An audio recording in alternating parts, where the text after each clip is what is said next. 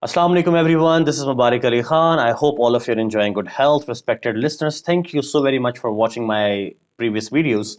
I'm glad that you're giving your love to me. Moving on towards today's lecture today, or you are going to learn about 10 golden rules of love, not of love basically, of presentation.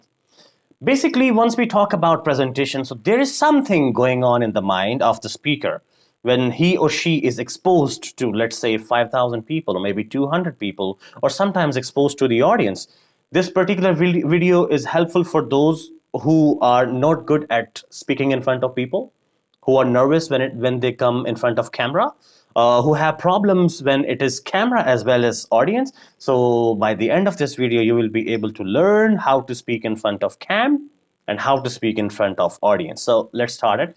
My rule number one that says, if you fail to plan, you plan to fail. By the way, the rules are going to be quite tough to find into the books because I have made my own, coined my own rules based upon my own experience. It's been almost 7 years I'm into the service, so I had been doing polishing and remaking the things by myself.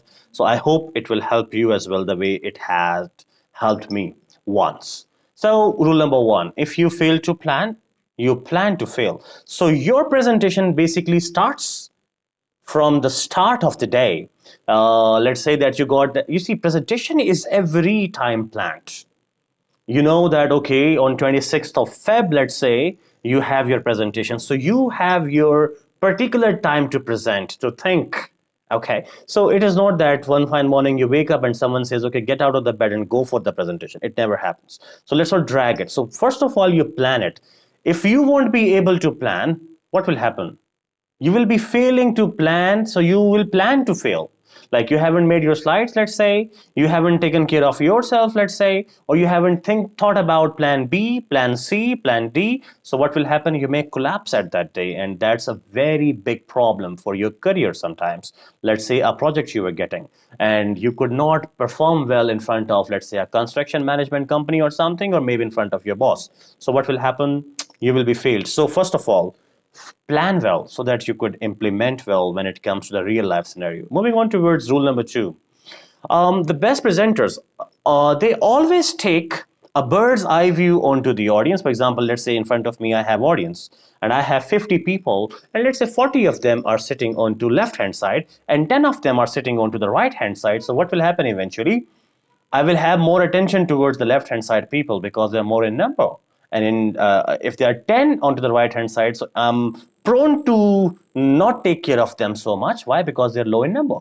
So what I have to do, number one, 15 from those 40 should have been carried out to the right hand side. So it is a balanced kind of situation. Left hand side is equal to right hand side. You may think about the camera rolls. I'm not sure whether my left is your left or no, but both the sides should be equal to each other.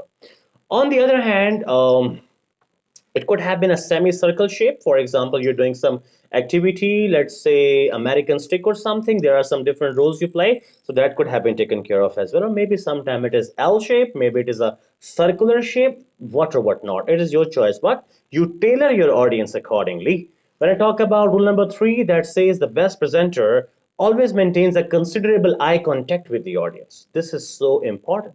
Sometimes what happens, we when we are nervous, we look to the ceiling perhaps, or maybe we look to some earth perhaps, or maybe we look onto some wall. So our audience judge it very well. And please do not say sorry again and again in your presentation. I'm sorry, I couldn't speak it well. I'm afraid I couldn't speak it well.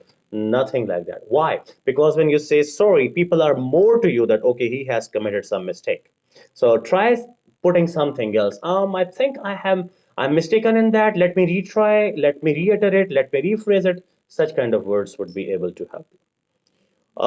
So what was my rule number three? My rule number three is basically maintain a considerable eye contact with the audience so that they think that you're serious with your audience. If you are not taking care of them, believe me, they won't take care of what you have said to them. Rule number four, and this is, I think, the most important I have, that is the best presenter always try to add plus one to the knowledge, not plus three. Plus one to the knowledge, not plus three. Why?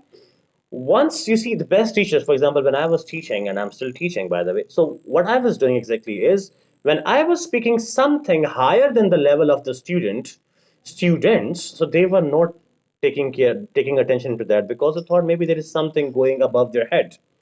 This is not a good thing. For example, it's not me who's showcasing my linguistic abilities or maybe my science abilities or mathematics abilities in front of my students, but I have to give them what they want, plus one to their knowledge. They will be more serious to you. And if you're giving minus one, for example, they will say, yes, we know it already, sir. So what difference would it make? This is a digital world, you see. When I go to the class, half of my class knows already what I'm going to talk about. So to cut a long story short, this rule is also helpful for those who try to showcase or show off their knowledge. Okay, so this thing could happen taken care of. I would like to give a word over here. The word is pompous. The people who try to showcase the knowledge every time. My last rule, worry not, I will be giving you 5 more rules once I am done with this. I know your attention span is a little shorter nowadays. If you want to have some snacks or something, you can have it. And meanwhile, I'll be preparing my part two as well. My last rule, please listen and then you can go. The perfect presenter never follows the quote. If you cannot impress them, confuse them. This is the thing which you should take care every time. As a teacher, sometimes students ask me difficult questions, and if I don't know the answer, I'll be speaking the worst language I have. Worst means the most toughest I can speak with them.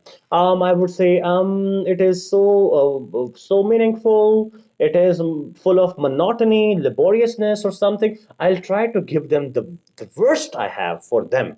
Why it is worse? Because I am communicating and they're not understanding me. It should not be the case. Okay, if you are presenting, do not present for impressing others, rather present to make them understand what you're presenting. And if you are failing to do so, it's okay, it's all good, it happens for in the beginning, but it should not be every time again and again. But in your case, if you cannot impress them, that is the real thing. Do not confuse them. Do not try uttering some difficult words, blah blah blah blah blah. That is not the requirement. Respected listeners, thank you very much for patient hearing. I'll be back with you with the part two of this, and I'll be giving you rule number 6, 7, 8, 9, and 10. Till then, bye bye. Take care of yourself.